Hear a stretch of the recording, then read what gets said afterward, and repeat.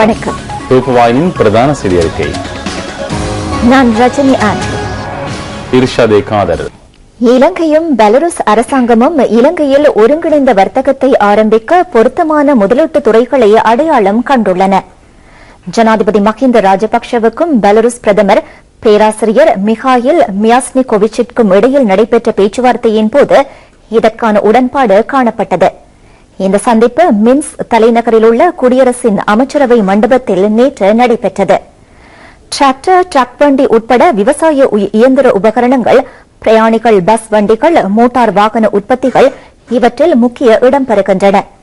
பால் மற்றும் அது தொடர்பான உற்பத்திகள், குழந்தை உணவு, குழந்தைகளுக்கு தேவையான பொருட்கள், பாதணிகள், பாதுகாப்பு படையினருக்கு தேவையான உபகரணங்களை தயாரித்தல் தொடர்பில் கூட்டு வர்த்தக முயற்சியை ஆரம்பிப்பதற்கான உடன்பாடு காணப்பட்டுள்ளது. இரு நாடுகளுக்கும் இடையிலான புரிந்துணர்வை பொருளாதாரத்திற்கும் வர்த்தகத்திற்கும் மாத்திரம் மட்டுப்படுத்தப்பட முடியாது என்று அந்நாட்டு பிரதமர் சுட்டிக்காட்டினார். நிதி ஏற்பாடு, தொழில்நுட்பம், நிபுணத்துவ சேவை, எரிசக்தி, கல்வி, கலாச்சாரம் ஆகிய துறைகளிலும் இது விரிவுபடுத்தப்பட வேண்டும். கூட்டு வர்த்தகத்தின் மூலம் இலங்கையில் தயாரிக்கப்படும் பொருட்களை பிராந்தியத்தில் ஏனைய நாடுகளில் விற்பனை செய்வதன் மூலம் பொருளாதார நன்மைகளை பெற்றுக்கொள்ள முடியும் என்றும் பிரதமர் கூறினார். இலங்கை ஜனாதிபதியின் விஜயம் இரு நாடுகளுக்கும் இடையில் புதிய யுகத்தை ஏற்படுத்தியிருப்பதாகவும் பிரதமர் தெரிவித்தார். தான் உள்ளிட்ட குழுவினருக்கு வழங்கப்பட்ட பிற வரவேற்பிற்கும் விருந்துபசாரங்களுக்கும் நன்றி தெரிவிப்பதாக தெரிவித்த இலங்கை ஜனாதிபதி பெலருஸ் அரசாங்கம் சமீப காலத்தில் கண்டுள்ள பொருளாதார சமூக மேம்பாடுகளுக்கும் பாராட்டு தெரிவித்தார். இரு நாடுகளுக்கும் இடையில் நேரடி விமான சேவையை ஆரம்பிப்பதன் தேவையும் சுட்டிக்காட்டப்பட்டது. இலங்கையில் வர்த்தக நடவடிக்கைகளுக்கான சிறப்பான அம்சங்களை இவர்களிடமிருந்து பெற்றுக்கொள்ள முடியும் என்றும் ஜனாதிபதி சுட்டிக்காட்டினார். இலங்கை மாணவர்கள் 200 பேர் வரையில் பெலருஸில் உயர்கல்வியை கற்று வருகின்றனர். 250 மாணவர்களுக்கு பல்கலைக்கழகங்களில் இலவச கல்வியை கற்பதற்கு வசதிகளை செய்து கொடுக்க தயாராகவிருப்பதாக அந்நாட்டு பிரதமர் தெரிவித்தார். ஜனாதிபதி மின்ஸ்க் தேசிய நூல் நிலைய மண்டபத்தில் நடைபெற்ற இலங்கை மற்றும் பெலருஸ் வர்த்தக தொடர்பாடல் நிகழ்விலும் கலந்து கொண்டார். இலங்கையில் பல்வேறு துறைகளைச் சேர்ந்த வர்த்தக பிரதிநிதிகளும் பெலருஸ் வர்த்தகர்கள் பலரும் இங்கு வருகை தந்திருந்தனர். இலங்கையில் நேரடி முதலீட்டை ஊக்குவிப்பதற்காகவும் வசதிகள் செய்யப்பட்டுள்ளன. புதிய விமான நிலையம் ஒன்றும் துறைமுகம் ஒன்றும் நிர்மாணிக்கப்பட்டுள்ளன. பெலருஸ் முதலீட்டாளர்கள் இந்த வசதிகளை பயன்படுத்தி வர்த்தகத்தை ஆரம்பிக்க முடியும் என்றும் சுட்டிக்காட்டப்பட்டது.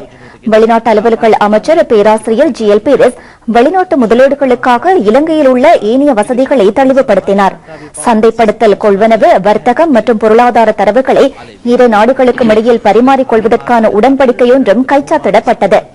இலங்கைக்காக முதலீட்டு அபிவிருத்தி சபையின் தலைவர் பந்துல ஏகோடகேயும் பெலருஸ் அரசு தரப்பில் அந்நாட்டு சந்தைப்படுத்தல் மற்றும் விலைச்சூட்டன் தேசிய மத்திய நிலையத்தின் பிரதி பணிப்பாளர் அலெக்சாண்டர் சபலிஸ்கியும் இதில் கைச்சாத்திட்டனர். பெலருஸ் ஜனாதிபதி அலெக்சாண்டர் யுகஷென்கோ நேற்று ஜனாதிபதி மாளிகையில் ஜனாதிபதி மஹிந்த ராஜபக்ஷ தலைமையிலான பிரதிநிதிகளுக்கு இரவு விருந்துபசாரத்தை வழங்கினார்.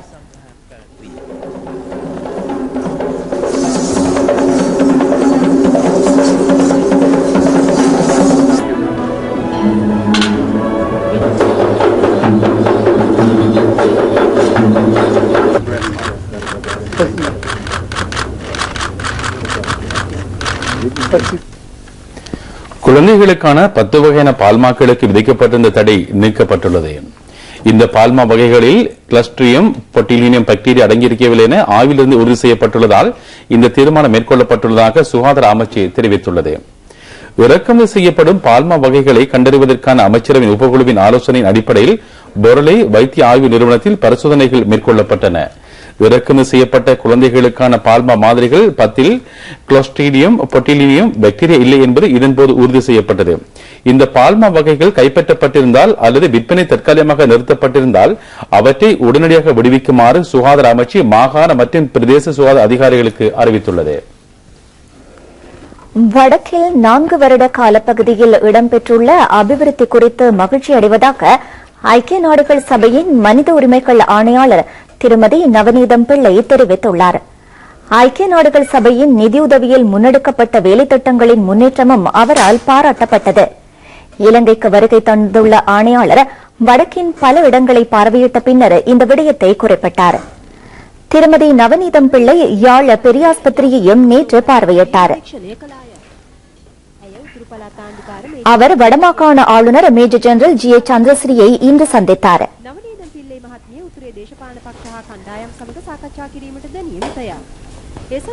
திருமதி நவநீதம் பிள்ளை வடக்கில் அரசியல் கட்சிகள் மற்றும் குழுக்களுடனும் பேச்சுவார்த்தை நடத்தவுள்ளார். இது தொடர்பாக கஃபே அமைப்பின் நிறைவேற்று பணிப்பாளர் கீர்த்தி தென்னகோன் கருத்து தெரிவித்தார். ඒ පිළිබඳව සමානාත්මතාවයක් තිබිය යුතුයි සම අවස්ථාවක් ඇයගේ හමුව තුල ලබා දිය යුතුයි මේ වන විට කැපේ සංවිධානයට ලැබිලා තියෙන තොරතුරු අනුව ද්‍රවිඩ ජාතික සන්ධානය සහ එක්සත් ජාතික පක්ෂය නිල වශයෙන් මේ නවන්දිනි පිල්ලේ මහත්මිය හමු වෙනවා නමුත් අනිකුත් දේශපාලන පක්ෂ සහ කණ්ඩායම් යාපනයේදී හෝ වෙනත් ප්‍රදේශයකදී නවන්දිනි පිල්ලේ මහත්මිය හමු වන බවක් දැනගන්නට නැහැ තෝරාගත් කණ්ඩායම් අපේක්ෂකයෝ සහ දේශපාලන පක්ෂ හෝ ස්වාධීන කණ්ඩායම් හමු වෙනවා නම් ඒ තුල ඉතාමත් පැහැදිලිව ඒ දේශපාලන පක්ෂ සහ කණ්ඩායම් සඳහා වාසිසහගත පරිසරයක් ගොඩනගන්න පුළුවන්. திருமதி நவநீதம் பிள்ளை நீதியமைச்சர் ரவ் ஹக்கீமையும் அவரது அமைச்சில் நேற்று சந்தித்தார். தேசிய மொழிகள் மற்றும் சமூக ஒருங்கிணைப்பு அமைச்சர் வாசுதேவ நாணயக்காரவையும் அவர் நேற்று சந்தித்தார்.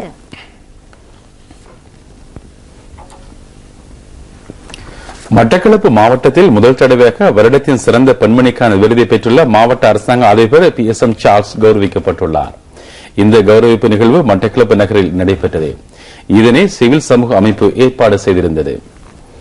மாவட்ட செயலகத்தில் நடைபெற்ற விசேட பூஜ்ய வழிபாடுகளை தொடர்ந்து காந்தி சதுக்கத்திற்கு முன்னால் வரவேற்கப்பட்ட அரசாங்க அதிபர் காந்தியின் உருவச்சிலைக்கு மலர் மாலை அணிவிக்கப்பட்டதன் பின்னர் ஊர்வலமாக நீதிமன்ற கட்டிட தொகுதி வரை அழைத்து வரப்பட்டார். இவர் பெண்களுக்கான முகாமைத்துவ நிறுவனத்தினால் சிறந்த பெண்மணிக்கான விருதை பெற்றுள்ளார். பாராட்டு விழாவில் பல முக்கிய அதிகாரிகளும் கலந்து கொண்டனர்.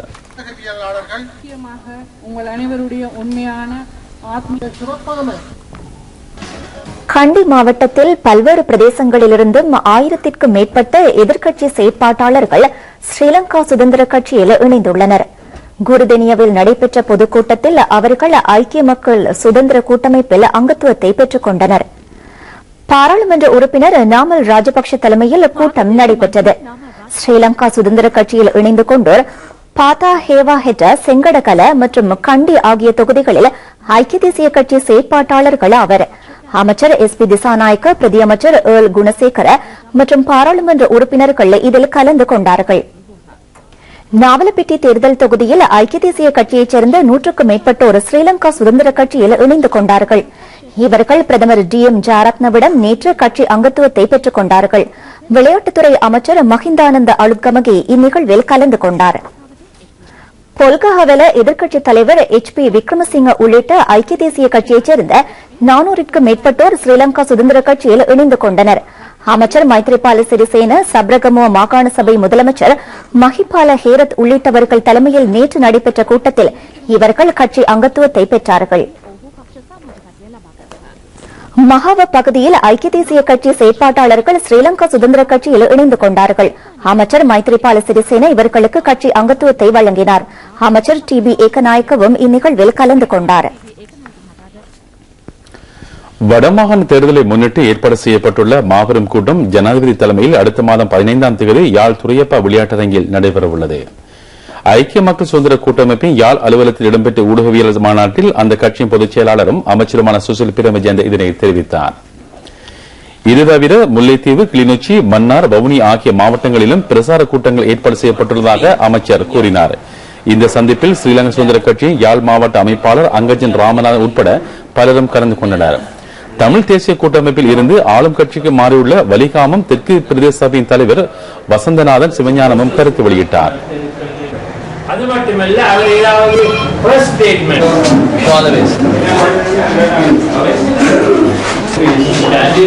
பலியானந்தருக்கு பிரதேசபை தமிழ் தேசிய கூட்டமைப்பு நான் விளையின காரணம் தமிழ் தேசிய கூட்டமைப்பிலிருந்து மக்களுக்கு எந்த பிரயோசனம் இல்லை, மக்களுக்கான தேவைகளை செய்ய முடியாத காரணத்தினாலே ஐக்கிய மக்கள் சுதந்திர முன்னணியில் இணைந்து மக்களுக்கு சேவை செய்ய விரும்புகிறேன்.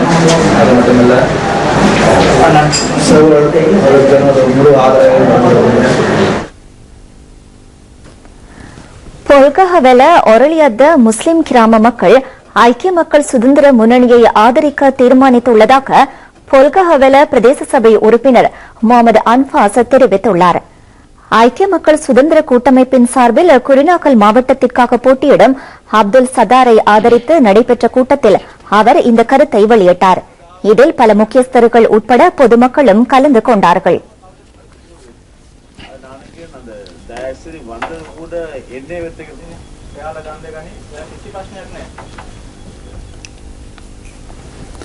வடக்கில் ஒரு தொகுதி தமிழ் யுவதிகள் ராணுவத்தில் இணைந்துள்ளனர்.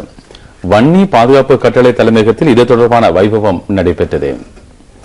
ஒரே நாடு ஒரே இனம் என்ற கருப்பொருளுக்கு அமைய வன்னி கட்டளை தளபதி மேஜர் ஜெனரல் பொனிபஸ் பெரேராவின் கருத்துக்கு அமைவாக இந்த செயற்திட்டம் ஆரம்பிக்கப்பட்டுள்ளது. இதன் அடிப்படையில் வடக்கின் பல்வேறு பகுதிகளிலும் இருந்து ராணுவத்திற்கு பயிலுநர்களை இணைத்துக் கொள்வதற்காக நேர்முக பரீட்சை நடத்தப்பட்டது. இதன் மூலம் தெரிவு செய்யப்பட்ட 45 தமிழ் யுவதிகளும் 10 சிங்கள யுவதிகளும் ராணுவத்தின் பெண்கள் பிரிவில் சேர்த்துக் கொள்ளப்பட்டனர். இவர்களை வரவேற்பதற்காக வன்னி பாதுகாப்பு தலைமையகத்தில் நிகழ்வு ஒன்று ஏற்பாடு செய்யப்பட்டது. இதில் பிரதம விருந்தினராக ராணுவத்தின் ஆளுநர் தலைமை அதிகாரி மேஜர் ஜெனரல் கிருஷாந்த டி சில்வா கலந்து கொண்டார். ராணுவத்தில் இணைத்துக் கொள்ளப்பட்டவர்களும் அவர்களது பெற்றோர்களும் ராணுவத்தினரால் வரவேற்கப்பட்டனர். யாழ்ப்பாணம், முல்லைத்தீவு ஆகிய பகுதிகளில் இருந்தும் யுவதிகள் ராணுவத்தில் இணைத்துக் கொள்ளப்பட்டனர். இந்த யுவதிகள் 3 மாத கால பயிற்சிகளை அடுத்து பொதுவான சேவையில் ஈடுபடுத்தப்படுவார்கள். இவர்கள் தமது பிரதேசத்திற்கு அருகாமையில் உள்ள ராணுவ முகாமில் கடமைக்காக நியமிக்கப்படுவார்கள் என ராணுவத்தினர் தெரிவித்துள்ளனர். ராணுவத்தினருக்கும் தமிழ் மக்களுக்கும் இடையிலான நல்லுறவை மேலும் வலுப்படுத்த இது ஏதுவாக அமையும். ராணுவத்தில் இணைத்துக் கொள்ளப்பட்ட இந்த யுவதிகள் உத்தியோகபூர்வமாக பெற்றோரால் ராணுவத்திடம் ஒப்படைக்கப்பட்டனர். நாட்டில் நிலவுகின்ற சமாதானம் தாம் ராணுவத்தில் இணைய காரணமாக அமைந்ததென இந்த யுவதிகள் தெரிவித்தனர். ராணுவத்தினர் மீது இருக்கும் நம்பிக்கை காரணமாக தமது பிள்ளைகளை ராணுவத்தில் இணைத்ததாக பெற்றோர் தெரிவித்தனர். මේදී උත්සවය යමතු වන්නි ආරක්ෂක සේනා ආඥාපති මේජර් ජෙනරල් බොනිෆස් පෙරේරා මහතා ද්‍රවිඩ තරුණයන් ශ්‍රී ලංකා යුද හමුදාවට බඳවා ගැනීමේ මේ අවස්ථාව ජාතික වශයෙන්ුත් සංස්කෘතික වශයෙන්ුත් ඉතාම වැදගත් අවස්ථාවක්. රටේ පවත්නා ස්ථිරසාර සාමය විධානසභාවට එක්වූ දෙමළ තරුණයන් පවසනවා. හොඳයි මේක මට ආසයි මේට එන්න. මගේ රටට මොනාරි මම අනිවාර්යෙන් කරන්න ඕනේ කියලා මගේ ඉතින් ලොකු දෙයක් තිබ්බා. මගේ නම දර්ශිනී. මට ආසයි පොඩි කාලෙකට ආසයි. හමුදාව කෙරෙහි ඇති විශ්වාසය මත கிழக்கு மாகாணத்தில் கடமை புரிவதற்கென 16 சுதேச மருத்துவர்கள் நியமிக்கப்பட்டுள்ளனர். இவர்களுக்கான நியமன கடிதங்களை மாகாண சுகாதார அமைச்சர் MIM மன்சூர் மாகாண சுகாதார அமைச்சில் வைத்து வழங்கினார். ஆயுர்வேத, சித்த மற்றும் யுனானி துறைகளுக்காக இவர்கள் சேர்த்துக் கொள்ளப்பட்டுள்ளனர். நியமனம் பெற்றவர்களில் திருகோணமலை மாவட்டத்தைச் சேர்ந்த 2 மட்டக்களப்பு மாவட்டத்தைச் சேர்ந்த 5 அம்பாறை மாவட்டத்தைச் சேர்ந்த 9 பேரும் அடங்குகின்றனர்.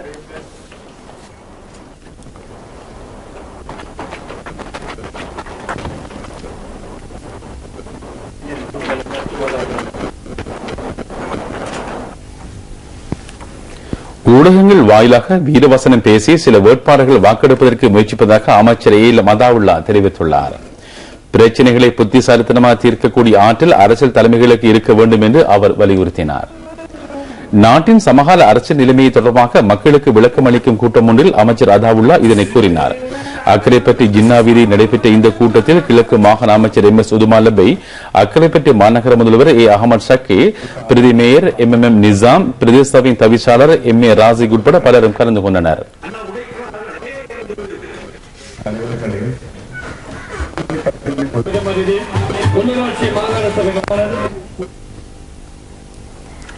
கிழக்கு மாகாணத்தில் முதற் தடவையாக விளையாட்டு வீரர்களின் நலன் கருதி ஐக்கிய ராஜ்யத்தின் மாணவர்கள் ஒன்றியத்தின் நிதியுதவியுடன் அமைக்கப்பட்ட புள்ளி பதிவு பலகை அண்மையில் திறந்து வைக்கப்பட்டது. இது கல்லடி சிவானந்தா தேசிய பாடசாலை மைதானத்தில் அமைக்கப்பட்டுள்ளது.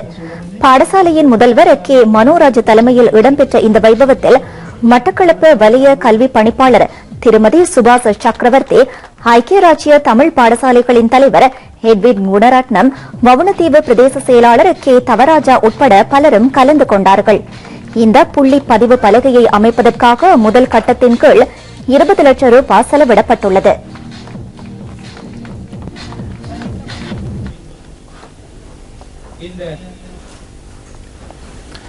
ராணுவத்தினர் தங்கியிருந்த யாழ் தீபகற்பத்தில் 30 ஏக்கர் காணியும் 10 வீடுகளும் அவற்றின் ஆரம்ப குடியிருப்பாளர்களிடம் கையெடுக்கப்பட்டுள்ளன. வடக்கில் ராணுவம் நிலை கொண்டிருந்த காணிகளை அவற்றின் ஆரம்ப குடியிருப்பாளர்களிடம் வழங்கும் வேலை திட்டங்கள் இந்த நடவடிக்கை மேற்கொள்ளப்பட்டுள்ளது. யுத்த கால பகுதியில் 18,000 ஏக்கர் காணி ராணுவத்திடம் இருந்ததுடன் இதில் 13,000 ஏக்கருக்கு மேற்பட்ட காணி மீள கையளிக்கப்பட்டுள்ளது. யாழ்ப்பாணத்தில் எழுதுமட்டுவாழ், வரணி, மந்துவில், சரசாலை ஆகிய பிரதேசங்களில் 30 ஏக்கர் காணியும் 10 வீடுகளும் ஆரம்ப குடியிருப்பாளர்களிடம் கையளிக்கப்பட்டுள்ளன. இது தொடர்பான வைபவம் அமைச்சர் டக்ளஸ் தேவானந்த தலைமையில் நடைபெற்றது. யாழ் பாதுகாப்பு கட்டளை தளபதி மேஜர் ஜெனரல் மஹிந்த அதுருசிங்க இந்நிகழ்வில் கலந்து கொண்டார். தேசிய பாதுகாப்புக்கு பாதிப்பு ஏற்படாத வகையில் வழங்கக்கூடிய அனைத்து காணிகளும் முறையாக ஆரம்ப குடியிருப்பாளர்களிடம் கையளிக்கப்படும் என்று ராணுவ பேச்சாளர் பிரிகேடியர் ருவன் வணிகசூரிய தெரிவித்துள்ளார். ජාතික ආරක්ෂාවට හානියක් නොවන ලෙස ලබා දිය හැකි සියලු ඉඩම් ක්‍රමානුකූලව මුල් පදිංචිකරුවන්ට බාර දෙනවා. யாழ் குருநகர பிரதேசத்தில் மீன்பிடி வலை பின்னும் தொழிற்சாலை ஒன்று புதிதாக ஆரம்பிக்கப்பட்டுள்ளது.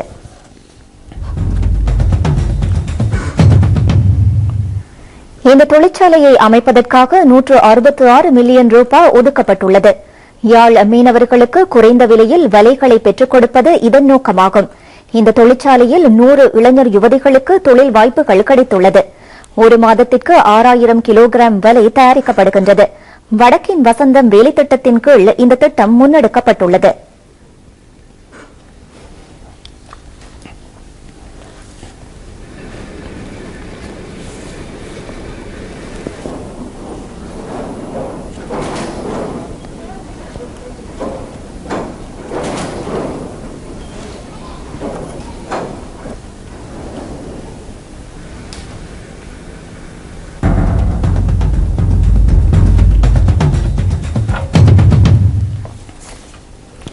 நாடு முழுவதும் இருமொழி கொள்கையை அமல்படுத்துவதன் ஊடாக மாத்திரமே ஐக்கியத்தை கட்டியெழுப்ப முடியும் என்று தேசிய மொழிகள் மற்றும் சமூக ஒருமைப்பாட்டு அமைச்சர் வாசுதேவ நாணயக்கார தெரிவித்துள்ளார். திருகோணமலை மாவட்ட செயலகத்தில் நடைபெற்ற தேசிய மொழிகள் தொடர்பான விசாரணை பட்டறை ஒன்றில் அமைச்சர் இதனை தெரிவித்தார். பிரதேச மக்கள் எதிர்கொள்ளும் மொழி பிரச்சினைகளை கேட்டிருந்த அவர் அனைத்து அலுவலகங்களிலும் இருமொழி கொள்கையை கடைபிடிக்க வேண்டியதன் அவசியத்தை வலியுறுத்தினார். இந்நிகழ்வில் மாவட்ட செயலாளர், பிரதேச செயலாளர் மற்றும் திணைக்கள உயரதிகாரிகள் என பலரும் கலந்து கொண்டனர்.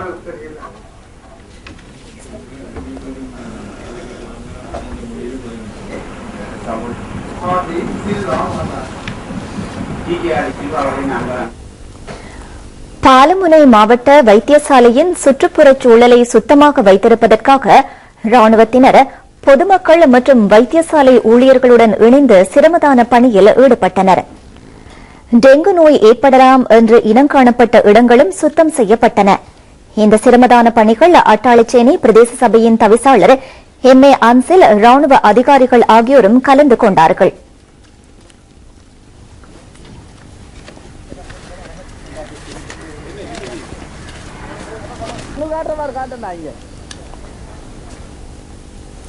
அம்பாறை மாவட்டத்திற்கு செல்லும் உல்லாச பயணிகள் எண்ணிக்கை நாளுக்கு நாள் அதிகரித்து வருகின்றது.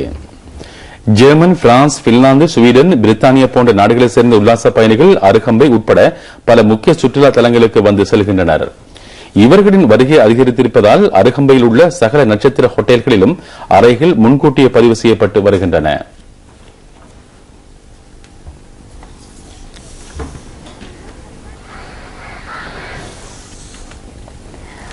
போலீஸ் வீரர்களின் அணிவகுப்பு இன்று காலை மன்னார் பொது விளையாட்டு மைதானத்தில் நடைபெற்றது. மன்னார் போலீஸ் நிலைய பொறுப்பதிகாரி துஷார தழுவத்த தலைமையில் நடைபெற்ற இந்த அணிவகுப்பில் நூற்றுக்கணக்கான போலீஸ் உத்தியோகத்தர்கள் கலந்து கொண்டார்கள். இந்த அணிவகுப்பை மன்னார் போலீஸ் அத்தியட்சகர் லக்ஸரி விஜயசிங்க பார்வையிட்டார்.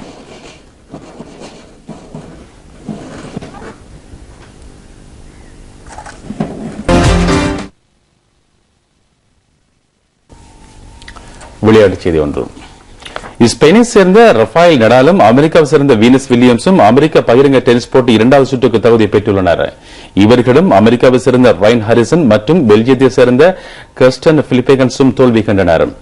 இந்த போட்டி அமெரிக்காவின் நியூயார்க்கில் நடைபெற்றது. ரஃபேல் நடால் அமெரிக்காவை சேர்ந்த ரைன் ஹாரிசனை 3-0 என்ற கணக்கில் தோற்கடித்தார். ஷெரீனா வில்லியம்ஸ் மற்றும் கர்ஸ்டன் பிலிப்கன்ஸுக்கும் இடையிலான போட்டி நேற்று இடம்பெற்றது. இதன்போது 2-0 என்ற ரீதியில் பிலிப்கன்ஸை தோற்கடித்து ஷெரீனா வில்லியம்ஸ் வெற்றி பெற்றார். இத்துடன் ரூபவாணியின் பிரதான செய்தி அறிக்கை நிறைவேறுகிறது. வணக்கம்.